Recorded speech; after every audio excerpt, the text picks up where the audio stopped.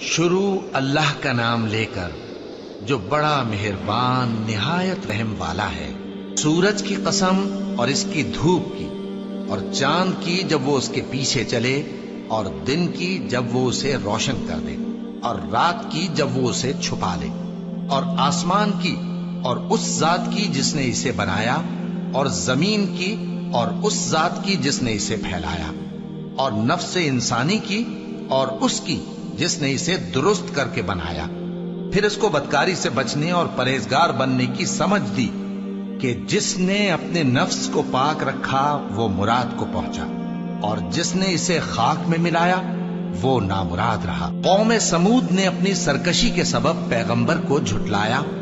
جب ان میں سے ایک نہایت بدبخت اٹھا تو اللہ کے پیغمبر صالح نے ان سے کہا کہ اللہ کی اونٹنی اور اس کے پانی پینے کی باری سے خبردار رہو، مگر